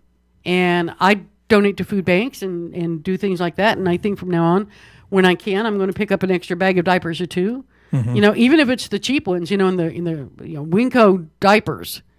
And there aren't any of them cheap, really. Mm-hmm. But give it a thought. Pick up a bag of diapers and take it to the food bank. Well, yeah, and I haven't really thought about that, and I think a lot of people don't, just in the sense that when you donate to some of these places, the name of it is food bank. So you think food more often than not. So maybe changing a name to, a needs facility, because that doesn't come to mind, especially if you don't have children. Maybe you're thinking, canned goods, non-perishable items, things mm-hmm. like that. Mm-hmm. But yeah, they're expensive. I know, because I have a young child, and as someone that doesn't have a washer and dryer and those resources, it's mm-hmm. really difficult. Well, I suppose they could drag them down to the riverbank and beat them on a rock or something. Yeah. I watched a program one time. It was like one of those, how did they do it or something like that on TV. Mm-hmm. And it was about diaper services and how they work. When you get the dirty diapers, you put them in the pail. The man comes like once a week, I think, and picks up the pail, drops off clean diapers, and takes the dirty ones off to be cleaned. No muss, no fuss. You don't have to touch anything, basically. Hardly at all. What they go through to get these puppies, sparkling clean again, is amazing. They are held to such a high standard by health departments and agencies that oversee such things. Mm-hmm. It's phenomenal. It's really phenomenal. And one of the biggest problems we have ecologically right now are disposable diapers. They're piling up in landfills and they don't exactly degrade easily. If you don't know how a disposable diaper works, and a lot of people don't, it's like magic. They just, swell up and catch everything and you throw it away. They have a gel inside of them. Sometimes they're little gel beads, and sometimes it's just like a layer, like a sheet of this gel-like material.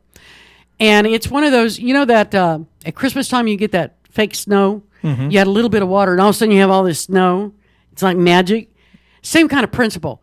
You put a little moisture in it, and it swells up, and it just soaks up so much moisture. It's amazing. It really is. So a baby can actually go a few times before you have to change them very often. But that gel is not exactly biodegradable or ecologically friendly. And, of course, they're covered in a plastic sheet on the outside, which is a real problem. So I'm thinking what we need to do in this country, I've got to tell you, we're working on disposable, biodisposable everything. Everything. Why not biodisposable diapers? Let's face it, a child's not going to have it on their butt unless they're like, we're talking about these people that are really in need. They're not going to be on there for days. You could have something that doesn't biodegrade for, say, a month, 2 months, because they can actually time it now. They can break it down to how long it takes something to biodegrade, and say 2 months. And once it gets to the landfill, it starts breaking down. And maybe at some point we can recycle, like some of the plastics out of it. Even, I don't know, the gel might be able to be recycled for something. You run it through a blast furnace or some sort of, sanitizing chemical bath or something like that. But somebody somewhere really needs to be looking into this. This is a huge problem. It's not getting any better. The society is just, population is just going up. And babies are going to poop. Oh, yeah. Oh, do they poop? They poop. And they never stop pooping.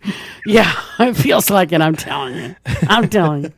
But, seriously, the next time you want to donate something to a food bank or you want to donate something, think about a cheap bag of diapers. And inexpensive. I'm not going to say cheap because they aren't, but inexpensive.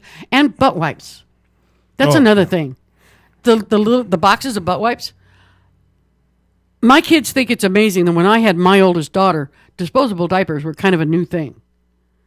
And I was like, wow, that's amazing. I didn't have to mess with cloth diapers. I was so happy. But we didn't have butt wipes. You went and got a paper towel and you wet it with warm water and you used it and you threw it away and that was it. Butt wipes are wonderful things. Yes, they are. And they're good for things other than just baby butts. But donate a bag of diapers. Donate a box of baby wipes. They're not very expensive, and I'll tell you, it can really go a long way to making a mom feel better when she can provide for her child what needs to be provided for. Think about it. If you couldn't do that, how awful you would feel. Just saying. Oh, yeah, I definitely will. Yeah. Now, I'll tell you what, there's a lot in the news this week. It's just been amazing to me. How about killing your husband by shoving him off a cliff after 8 days of marriage? They know you did it, and they let you go. Wow. That ain't going to happen in Kitsap County, I'll tell you that. They throw away the key for anything. But no, I mean, imagine. Could you imagine? What does it take to get locked up in some places?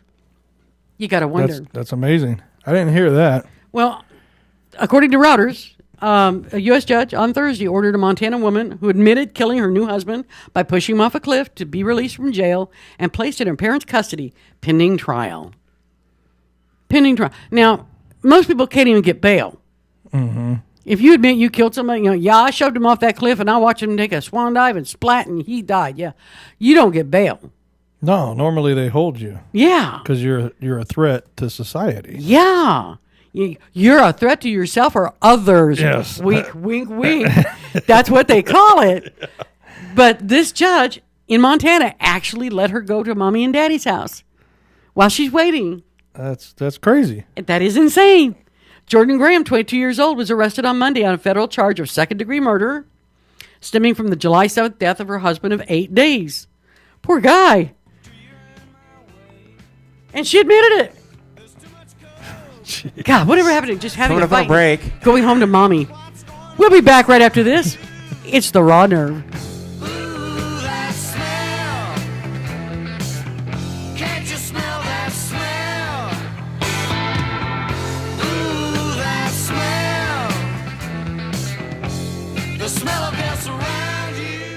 Hey, St. Paul, the voice of reason here. Wanted to send a quick shout out to our friends at Pacific Northwest Artisans. They're a custom concrete and design fabrication company. They can do all of your concrete needs. They can do pathways, walkways, driveways, you name it. You need a new foundation, you're going to do an add-on, give them a call, 731-9812 or 649-0987. Again, that's 731-9812 or 649-0987. Pacific Northwest Artisans, all of your concrete needs. As Kitsap County's largest maintenance provider, Team Innovative in Paulsbo provides commercial and residential maintenance to hundreds of millions of dollars of local real estate. With services including parking lot maintenance and street cleaning to landscape and design, Team Innovative is committed to using a green approach and following a strong environmental conscience. Team Innovative Services, 697-6858, or visit them online at getinnovative.net. Team Innovative Services, get serious, get innovative. Hi, this is Kingston Girl, your go-to girl for news, people, places, and events in Kitsap County and beyond. I'm your source for all the information about the biggest events in Kitsap County and hotel reviews nationwide. Plus, check out my blog for my latest travel advice about the places you gotta see. Follow me on Facebook by searching for Kingston Girl, on Twitter at Kingston Girl New, and on my blog at kingstonGirly.blogspot.com, and find out what you have been missing out on. The Yacht Club Broiler is Silverdale's premier dining establishment and has been for over 20 years. Come experience the Yacht Club Broiler's famous happy hour with a casual and friendly atmosphere. Free Wi-Fi service is now available. The Yacht Club Broiler is open 7 days a week for lunch and dinner at 9226 Bayshore Drive in Silverdale. The Yacht Club Broiler, Silverdale's premier dining establishment.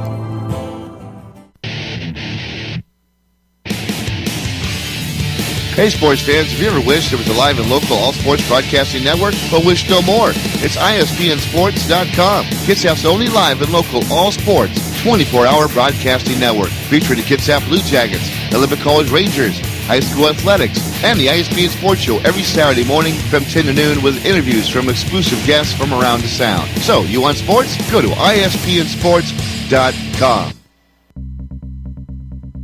Video Me Productions combines technical experience with a keen eye to produce high-quality videos.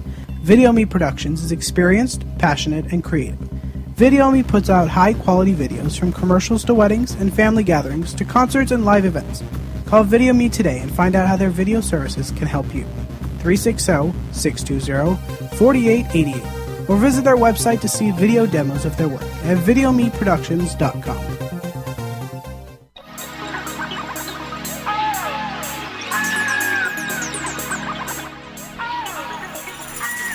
And we're back with the final segment of the Raw Nerve on Edge Media Source. You can give us a call at 253-617-1774. Now back to your host and company, Susan C. Thanks, Dennis. Welcome back, everybody. Welcome back.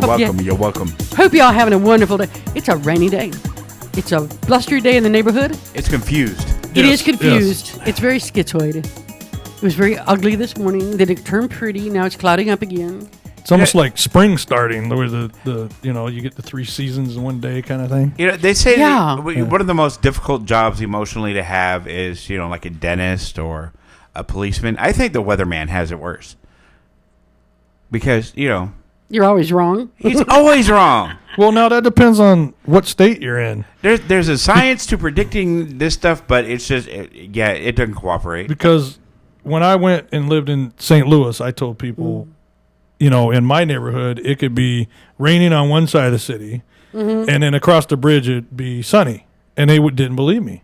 Oh, it cracks my kids up. Sometimes it's raining in the front yard and not raining. It's sunshiny in the backyard. Yeah. I kid you not. And they would Alaska the same way. He wouldn't believe me, but I had to go on national weather and show this person, look. Yeah. We have these convergent zones and this and that, and they just couldn't believe it because, St. Louis is kind of flat. So if it's raining in one spot, it's raining in the other spot. Well, Kansas is pretty flat where I grew up. And we always had the saying, if you don't like the weather, hang around for 10 minutes, it'll change. Because it did. I mean, everything blew through there. Kansas is kind of flat. Don't make fun. You could stand at one end of the state and watch your dog run away to the other state. You are so bad. They had some cool electrical storms, though, I've seen there. Oh, just thunderstorms to just light up your world. Yeah, because you got a alone. great view. There's nothing in the way. That's true. I've actually been in places in Kansas that is so flat that you can actually see the curvature of the earth. It's amazing. It makes you feel about this big. Wow. It's amazing. I loved it. See, I saw The Wizard of Oz. I know what Kansas Oh, is. stop. Stop. Oh, my flying monkey minion over there. Shush. He is. He's my flying monkey minion. Whatever. Those would be some big wings, wouldn't it?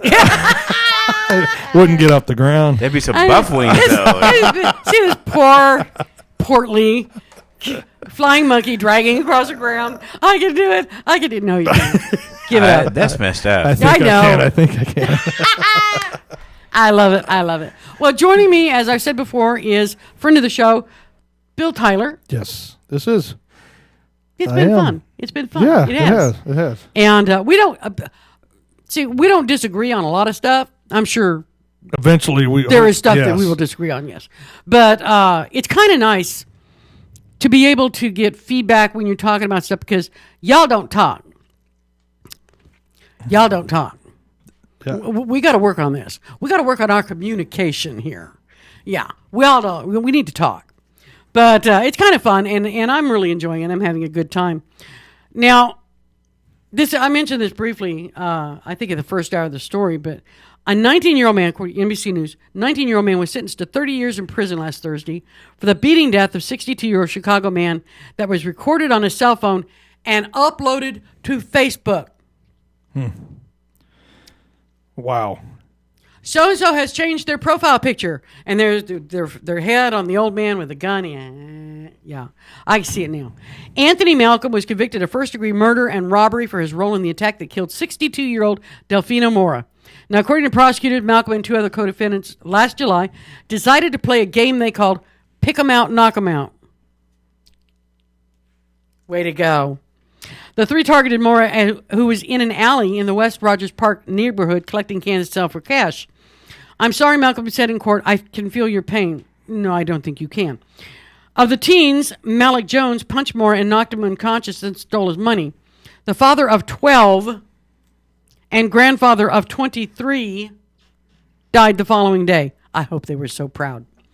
Malcolm recorded the attack on his cell phone and uploaded the video to Facebook. Judge Joseph Claps said Malcolm is an accessory not only for videotaping the attack, but also because he never recorded or reported the attack to authorities. He left him in the alley like a piece of garbage, to the prosecutor. To them, it was funny, and they laughed about it. Malcolm's family believes he should not go to prison for holding his cell phone. He was a studious child, respectful, Malcolm's aunt and retired Chicago Public Schools teacher Rosemary Rodriguez said. I never saw anything else but that. Despite the family's pleas, Malcolm was sentenced Thursday to 22 years for murder and 8 more for robbery. It should be no surprise, good people do bad things, Clapp said. There are two Anthony Malcolms. There must be a deterrent for people who choose violence for some pastime. The remaining two defendants are still awaiting jail. Now, his family, because he's respectful, polite, and nice around them, don't think he should go to jail for holding a cell phone. Let me enlighten you to the way that the judicial system works. If you and your friends decide to go, say you're going to go rob a house, you go in. Your friend, whom you had no idea even had a weapon on him, pulls a gun and shoots that store clerk. And you had no idea this was going to happen. You had nothing to do with it. But you were there during the commission of this crime. You are just as guilty of murder as the guy that pulled the trigger. That's the way the law works. And his mother, if she's a public school teacher, should by golly know this. This is the sort of thing I'm talking about. This is the sort of thing I've been talking about. It's bad enough to play some stupid pick 'em out, knock 'em out game where you think it's fun to go around and just, pick out an old person, knock them out, beat them up, they die. Oh, well, sorry. And it's a game. There's always cow tipping. This ain't cow tipping, honey. I have tipped a cow in my life. God, they're heavy.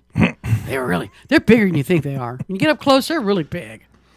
But to do this as a form of entertainment and then to upload it to... Now, it boggles my brain, and we were actually talking a little bit on the break, the things people will put on Facebook. Now, y'all know I've talked about Facebook. I love Facebook. I really do. It's a lot of fun. It's a great way to keep in touch with what's going on around the world. And it's a good way to, like, I've got 3 kids. I get to keep in touch with them, see the pictures. It's great. It's great. But some people really, really, really don't understand boundaries. You know? What would possess somebody to videotape themselves beating a man who died and put it up on Facebook? Like, you're proud? Well, I don't know why they would be proud to do it in the first place, let alone post it on Facebook. I mean, what we were talking about earlier with guns and everything, and I was just saying why that. people are boasting about guns. I mean, what happened to the days where you fight with fists? I mean, that was a man. Yeah. You know, and I say man because mostly it's teenage boys that we've been talking Right. about. And a man was someone that could fight with their fists and stand up to somebody that maybe was bullying them, or maybe they were just, taking part in a sport, wrestling, boxing, whatever it is. It wasn't picking up a gun. Right. You know, anybody can shoot a trick, push a trigger, pull that trigger. It doesn't take a whole lot of effort. Yeah, it doesn't take a real, And then if you're going to Arnold. pick on somebody, why don't you pick on somebody that's kind of a challenge, or at least you're equal. I mean, an old person with a cane not necessarily is going to be able to defend themselves that great. Especially not for against teenage kids. Yeah. Yeah. So I know. I don't get it. I really, really don't get it. you might have that old gruff guy that hey kids, get off my grass and Yeah. stuff like that. Well, you just yell at them and run or whatever, but you don't go beat them up. Well, I mean, I'm like that's- you. I grew up. Kids had a beef with each other. Meet you behind the gym after school. Yeah. Somebody gets a bloody nose. It's usually the worst over a black eye. Mm-hmm. But nowadays, of course, you can't do that because kids get arrested for assault. Yeah, this thought has occurred to me before. When you remove all outlets that kids have to settle their grievances, to settle their beefs, and they're going to have beefs. It's just the way life is. You're not going to like everybody you ever meet. Not everybody you meet is going to like you. But if you take away every opportunity they have to settle those grievances, what do you leave them? Mm-hmm. Because they're going to settle them. Not a whole lot of options. Yeah, not a lot of options. And I don't know, maybe go back to the days where there's, set up a boxing ring or something like that. Yeah, I was just going to say Yeah, that. I yes. think it was Bill Cosby or somebody that said that that's how they Get in the settle ring, stuff. put on the gloves, and go at it. But I know that sounds just horrible this day and age. Can't spank your kids either, can you? Yeah. I'm sorry. I warmed my kids' butts. I did. My mom did too. You bet my grandma did me. But I'll tell you something. We've gotten to the point where people don't realize, or the authorities don't realize, that there's a difference between abuse and discipline. Mm-hmm. There are parents out there who are literally too afraid to discipline their children for fear of somehow getting in trouble because, Big Brother's always watching you. You're never alone with your kid. Yeah. No. Paddle their butts. I'll tell you, my folks, yeah. And with my kids, I have to admit, the only time I really spanked them was if they did something that I thought would endanger their or somebody else's life. Like you run away from me in a parking lot or in the mall, you take off and I have to chase you, I can't find you. You're going to get your butt warmed because that's dangerous. That's just dangerous. Mm-hmm. If it's something less earth-shattering consequences possibly, then it was, take things away and you get talked to, you stand in the corner, you do your times out, you're grounded. But, I tell you, you get to the point that kids don't care anymore. It got to the point I tell my kids, you're grounded, for the next 3 days. And they're like, whatever. They could care less. And nowadays, what? You ground your kid, they're on their cell phone. Yeah, they got everything They're they on the need. computer. They got the big screen TV in their room watching movies and playing games. Really? I wish somebody would ground me to my room. Put me on house arrest, please. I'll sit in my house and watch my big screen TV and play my games. I'm a gamer. I am. Believe it or not, at my age, I'm a gamer. And damn good one, too, I might add. However, it strikes me that things used to didn't be so blatant of kids being so out there, so apparently out of control. And I wonder, I have to think about what's really changed since then. There have been poor people since forever. It's not poverty. Mm-hmm. I mean, we never had money when I was a kid growing up. We're always broke. But I never thought it was okay to beat some old person up just because it looked like fun. Mm-hmm. What's the big change between back then and now? It's real simple. We used to discipline our kids. And if we didn't discipline our kids, they did it in school. Or in the neighborhood, sometimes people that were watching. Oh, you couldn't do it. Nowadays, nobody knows their neighbor. Nobody knows their neighbor, which is really sad. But when I was a kid, my kids don't get this. They really don't get this. We ran the neighborhood. When we were little, we ran everywhere. We go out in the morning, come back at dinner. You could do that back then. But I knew, I never lost sight of the fact that if I was, 3 blocks over and 2 over that way, in old lady Gorgon's house in her yard, and I did something I shouldn't have been doing. Old lady Gorgeous was on the phone to my mom. Do you know what Susan's over here doing? You better know what Susan's over here doing, because you want to know what she's over here doing. And by the time I got home, and that was always the worst thing. You go home, you'd be out playing, having a good time, blah, blah, blah. Everything's roses and unicorns and happiness, and you walk in the door, and your mom's like this. Oh, crap, what'd I do? Look out. What'd I get caught for now? Yeah. Because you don't know that we didn't have cell phones. Your mom couldn't just call you and say, get your butt home, you're in trouble. Yeah. That didn't happen. But this is the only thing I can come up with, and I've actually given it a lot of thought. The main difference now, between now and then, was the fact that we disciplined our kids and we weren't afraid to do it. Mm-hmm. And I think society's gotten parents to the point that they don't trust their own guts anymore. They don't trust their own instincts. They don't trust their own, I love my kid enough to make my kid sad. Everybody wants to be their kid's buddy now. Yeah, that's a big problem. Yeah, everybody, well, I don't want to, make them sad and they'll be all upset, Damn, yes, make them sad. I'd rather them be sad now. Whoop your kids. Yeah, I'd rather they be sad now than sitting in a jail cell 20 years from now. Yeah. That's me. And I'm not saying nothing tickles me more than, have a screaming kid and watch your parents just snap and take it to them right there in the store. Look, I'm not saying beat your kid. I didn't say beat him, but just I know. Whoop that butt. Let him know. Child abuse is a horrible, horrible thing. It really is. And I'll tell you, haven't you been in a store or a restaurant or something like that, and some little kid just has a meltdown? Oh, yeah. And all the other people in the store or the restaurant, they're all glaring. They're all like,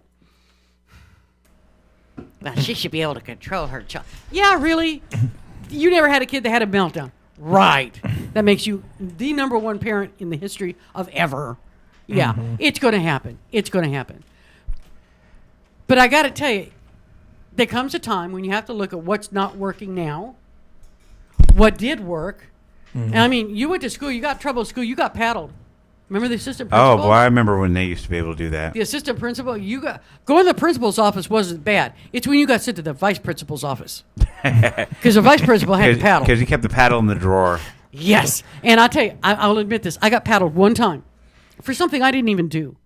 But I got accused of throwing a snowball in the school, and it hit the teacher in the face. Oh, wow. I didn't do it. I just ducked. It was supposed to hit me, but I ducked to hit them, and I'm standing there going, ah! Yeah, I got paddled for it. But, I'm not out shooting up my school for it either. I'm not harboring deep-seated resentment against society and authority because of it. For the love of Pete. Just saying.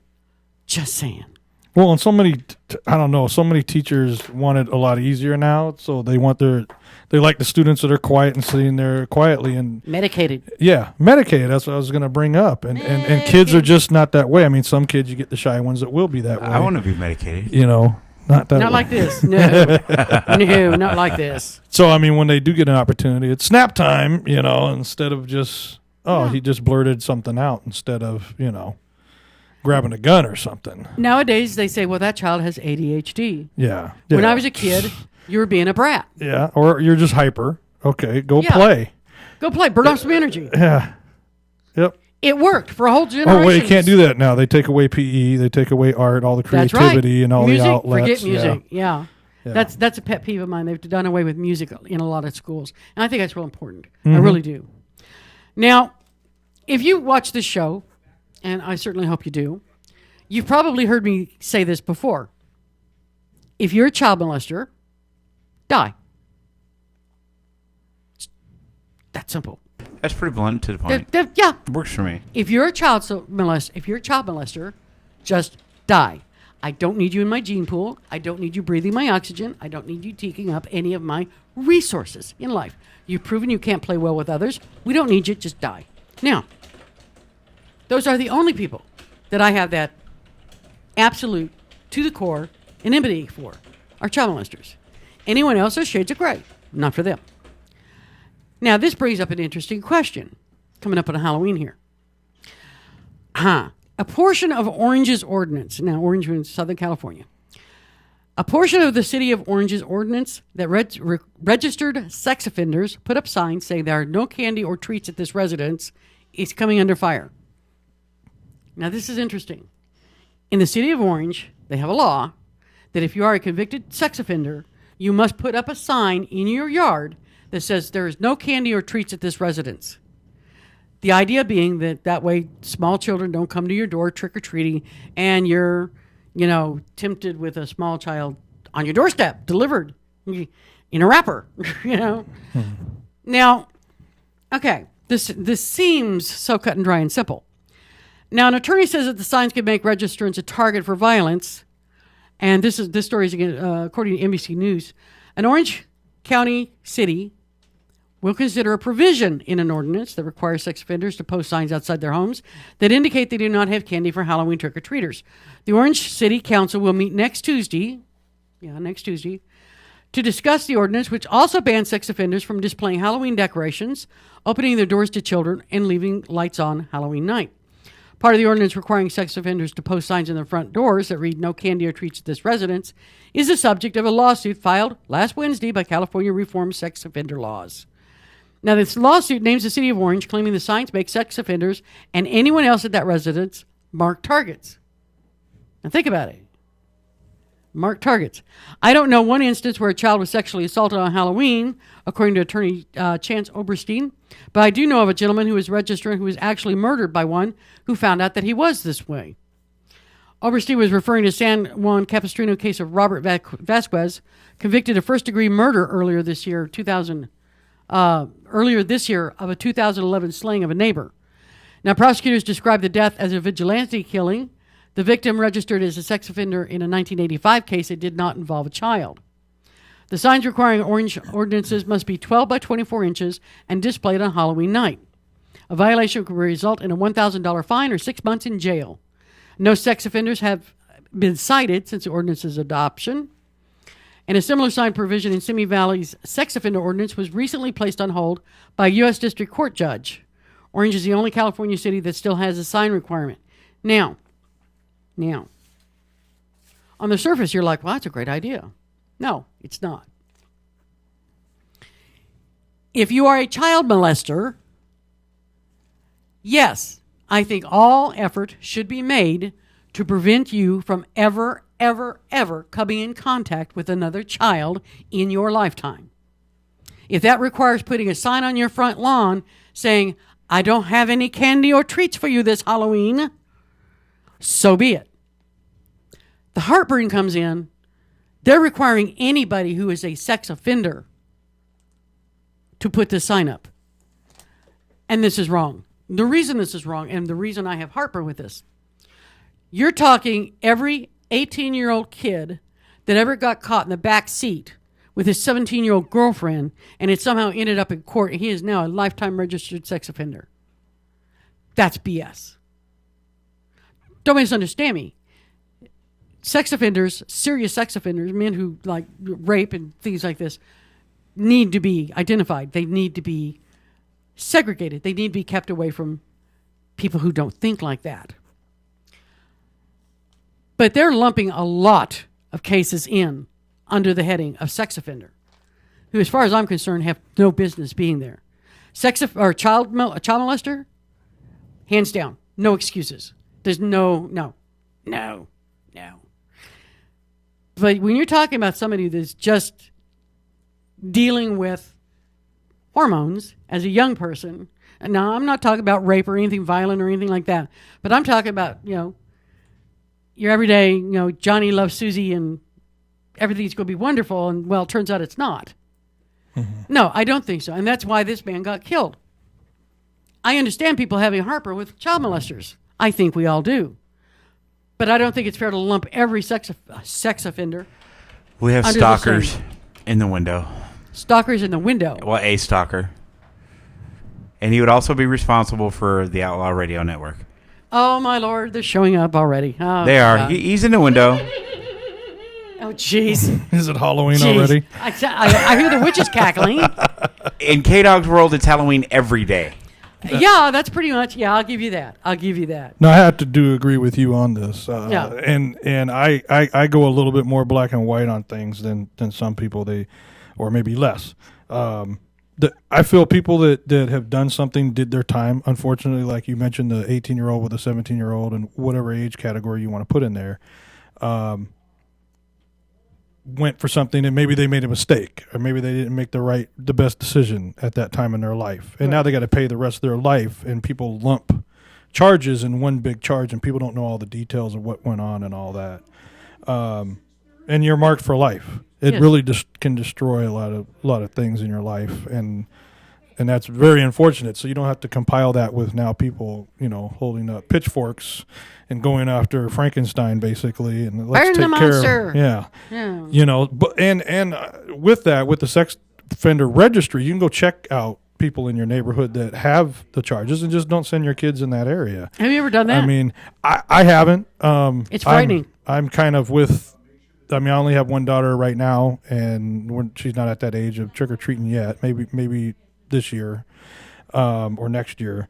But I'll be with her, so I'll take care of that myself, But, when you send a group of kids out, you want them to be aware. We went out, most of the time we had an older brother or a cousin or something. Oh, sure. Somebody always goes with you. You don't leave the little kids out. But it's just the idea that. And you just got to use common sense, like you were talking about what's changed, and a lot of it's common sense. We're not teaching our kids a lot of common sense in school. No. We're teaching them this new math and this new way of learning, and it's like, what about the common sense? You don't want to damage their little psyches. Yeah. You can't have a loser. That's like the schools that are doing away with the whole concept of valedictorian, because not every child can be the valedictorian. Duh. Or everyone gets an award because everyone participated in a sport. For trying hard. No. Yeah, what happened? Now, one thing that people mention, they always mention child molesters, but what about axe murderers? I mean, come on. Yeah. There are some very heinous crimes out there. Now, sometimes the heat of passion crimes, okay, you could say, well, they're not going to come after me. I'm not in a relationship. But how about the ones that are just a little, Jeffrey Dahmer, and that's kind of bad too. I mean, so don't forget there's that category. Well, I'll tell you what. Oh, my Lord. Oh, speaking of sex offenders. Coming up to the break at the top of the hour. I'm kidding. Coming up to the hour. You flash me, you get what you get. Oh, boy. Be sure to stay tuned at the top of the hour. We're going to make way for the Outlaw Radio Network, which is hosted by K-Dog and Sir Paul, the voice of reason. Yeah. These boys are off the hook. They are out there. They are worth a listen, I got to tell you. So I got to tell you, thanks for coming in. I really appreciate it. We'll try this again, see how it works. Yeah. It's been a lot of fun. Thanks for having me. I appreciate it. Yeah, maybe I should get somebody that just really disagrees with me all the time. Yeah. What the hell fun is that? we got to pick some different subjects, maybe. We all know I'm always right. Okay, this is written in stone somewhere. Ooh, now I got something to talk about. Yeah. I love it. But I'm still working on getting that through to my hubby. Yeah. But it's true. I'm always right. I may be mistaken occasionally, but I am never wrong. Yeah. Big thanks to Dennis D for helping us out today and doing such a good job making it sound good. Your musical selection has been spot on today. Absolutely. Spot on. I mean, he impresses me. He really does. But I hope you all having a great week. I hope you have another great week, and we'll be back here next Sunday from 5 to 7 on EdgeMediaSource.com. Now, don't forget. I just forgot. Uh-oh. Yeah, I had it in my head, and it just went right out like on little bug legs. Oh, that must not have been important. Jeez. Lots more to talk about next week. I'll see you then. I'm waiting for Dennis to do something over there, but I think he's ignoring me. There he goes. He's a good boy. His mama's proud. We'll see you next week. Thanks so much. Stay tuned. Thanks.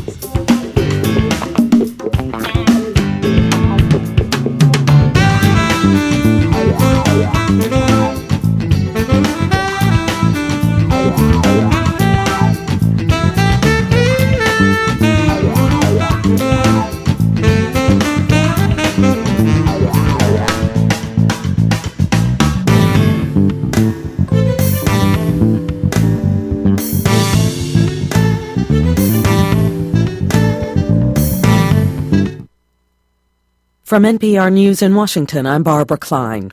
Kenya's military officials say most of the people trapped since yesterday inside Nairobi's Westgate shopping mall have been freed. The Somali extremist group Al-Shabaab is claiming responsibility